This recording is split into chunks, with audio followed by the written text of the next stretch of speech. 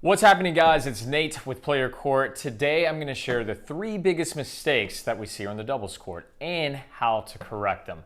Let's jump right in. These are tips that are going to help everybody, whether you're just starting out with the game so you can start figuring out some of the fundamentals, or if you've been playing the game for a long time and maybe you're just stuck in your ways and you're looking to take your game to the next level. So let's jump in and take a look at mistake number 1.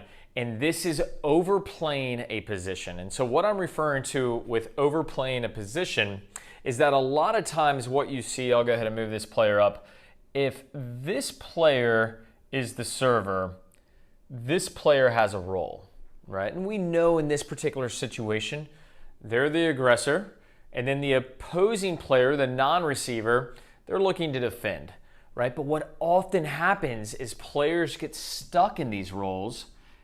And just for this instance, far court, this player's just a defender. They hate being at net. They're not really sure what they're supposed to be doing. They just want to protect 50% of the court, or they want to hide and protect the alley. Now, more common, a lot of times, and you dudes, you know who you are, you play being the aggressor, and you're only the aggressor. It's like you're up here hugging the net, and you're just here the whole time. So you're stuck playing these roles.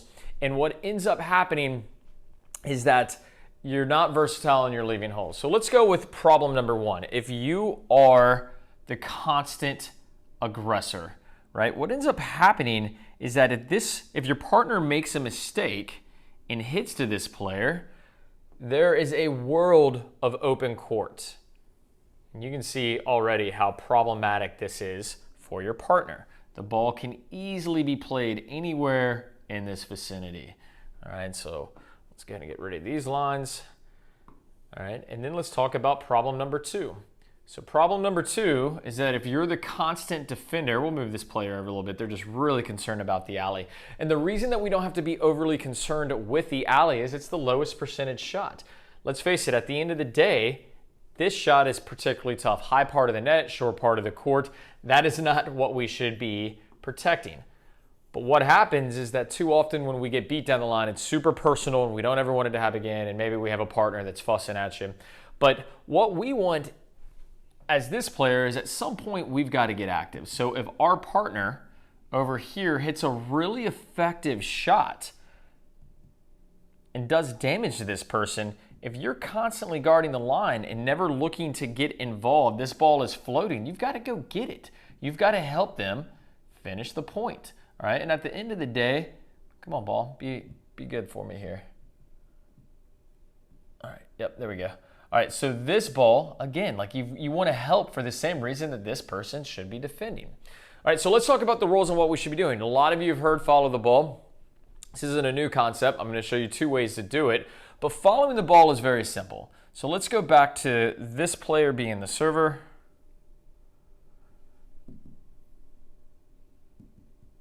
So let's talk about the roles currently. Faisal Hassan coined predator, protector, and it's my favorite. It's my favorite phrase, these tags to understand what these roles are. We have a predator and we have a protector. All right, so we know what the predator's doing. When this ball goes over here, they're the predator. They're looking to move and get involved, right? So what is the protector doing? They're protecting the middle of the court. All right, so this really goes with mistake number 1. You're only playing one position, and you're not defending the middle of the court, and you're not being offensive minded. One of these 2 is applicable. One of them applies to somebody out there, right? So if your partner is receiving and you're standing over here, you're not defending the middle. Let's get you to slide over, and now you can help. And I get it. If they get a high ball that they're going to rip, all right, try to hold, but maybe take a step back, create some space, do what you can there. All right, so that is the role of predator and protector. So when do the roles change? It's very easy. You go where the ball is. All right, so the ball has gone to this side of the court because of the serve. Now this player has successfully hit the ball back here, and these roles switch. This player should be the predator, and this player should be the protector. And then again, the ball gets struck. These players can't be in the same place, right? So they switch. You can't be in the same role. You should never have two predators. You should never have two protectors. You should have these differing roles. Okay, so I think by following that, we learn to protect the middle and we learn to be offensive minded. And that is gonna be that's fixing the big mistake right out of the gates, mistake number one. So let's jump into mistake number two. And this is all about the volley. Okay, so in this instant, we have a player back there. He or she is serving, right? And it's a cupcake, right? So this player steps in. They're like, I'm going to attack the net player. But the net player is a good volleyer. Here's what happens too often is that, let me get this player in the right spot. This player immediately is thinking, attack, I'm moving my screen, attack the opposing volleyer player. And like, I get it. That's tennis 101. Attack the person closest to you. Here's what I'm going to add though. There's a caveat. Attack the person that's closest to you when it's a high ball. When the ball is shoulder high or above, absolutely. Take this ball and attack. All right, but playing this volley out of position is the big no-no or number two. So what if the ball is low? The ball is dipping, it's looking to find the feet. What ends up happening is you take this ball and you play here, and the ball's floating to them. So they then punch it through the middle or just come back to you, or they dump it over the net. Don't take low balls, anything below your waist. Don't take this ball back to the opposing netman. So what do we want you to do instead?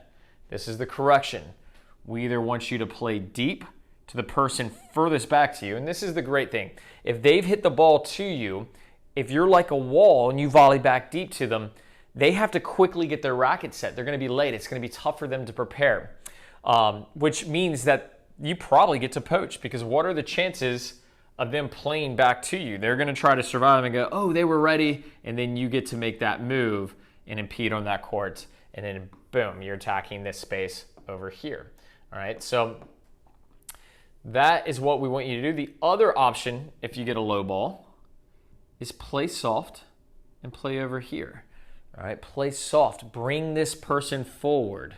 Okay, bring him into the court. This player should cover this ball, but if they do, this is great. Now, if this ball gets anywhere near you, look at all this space over here to play as this player is switching. You're going to cause them to run. You've just got options there. All right, so here's what we want to remember. High balls, attack the person closest to you. Low balls, go back to the person furthest from you, or play soft, play short, little drop shot out in front of them. All right, so rule number 3, this is a big one. If there's anything that I could teach that would take somebody from a 3-5 to a 4-0 literally overnight, is if I could have them see what I see on the court, or you know, maybe a player that's been playing a long time. It's watching for the visual cues.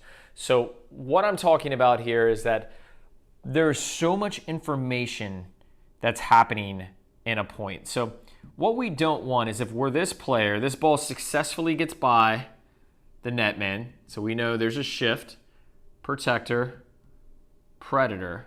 All right, but check this out. This is the other point that goes to number one, tip number one. When you're moving forward, the only person you should be watching is the person back at the baseline, because the ball's already gone past the player at the net, and you should be collecting information. So what are you looking for? Did they back up? So what happens if they back up? You should probably look for a lob. You know that you're going to get an overhead. Are they in duress being, oh, there goes my screen again. Are they in duress getting pulled wide? Right? So now we know we got to shift a little bit. Or maybe they're moving forward, and it tells us that our partner didn't hit that great of a ball, right? I want to find some space, take a step back. I don't want to expose all my feet, but I want to dig in. I want to get wide. These are the visual cues that are really, really important. Now, what we want to try to avoid is looking back at our partner. All right, maybe give a quick glance, make sure they're okay, but when the ball is on this side of the court, who are we watching? All right, the ball is behind me. Quick glance, make sure your partner is still present. They're still your partner. Your eyes should be fixed here, because that's the person that can hurt you first. All right, so if suddenly you give a quick glance, you're like, I think my partner's fine. This ball is up and floating and you see their racket here, you're in trouble, okay? So watching the visual cues. So in summation, make sure you don't get stuck playing one role. Make sure you're being the predator and the protector. Number two, let's make sure that we're playing volleys to the correct position. If you get a high volley, play to the person closest to you. If you get a low volley or a tough volley, play back to the person farthest from you or dump it short, and look for the visual cues. Remember, open hands, anything that looks like a volley from the baseline, it's probably a lob. If somebody's running forward with an open hand, there's duress, they're stretched out. Those are things that we want to learn to anticipate. The way they angle their body, right? If they're closed off down and looking down the line, they're probably going down the line. If they're open, the likelihood is that they're probably going cross court. We learn these things and we improve. Our tennis IQ improves by visual cues. All right, so guys, thank you so much for watching. I hope this was super helpful. If it was, please hit that like button. Share it. Somebody you think maybe you got a doubles partner that could learn from this. Share it with them. Never want to miss a video. Hit subscribe. And also check out the Play Your Court community. We're so much more than just a YouTube channel. We pride ourselves in trying to grow the sport. We'll connect you with players in your area, the same skill, same ability, whether it's for practice or challenge matches. And if you need lessons, we do that too. Check us out. Guys, thanks so much for watching. I'll see you next time.